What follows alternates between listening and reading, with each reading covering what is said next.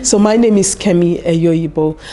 My PhD is in how Black women think to reach senior positions, C-suite and board level, and I'm in the School of Management in Cranfield. It's very exciting, that's the first thing I'm going to say. And it's not that it hasn't been done before, but what I'm doing has not been done this way before. So I'm looking really at the internal conversations Black women have that stop them from getting to senior positions in any industry.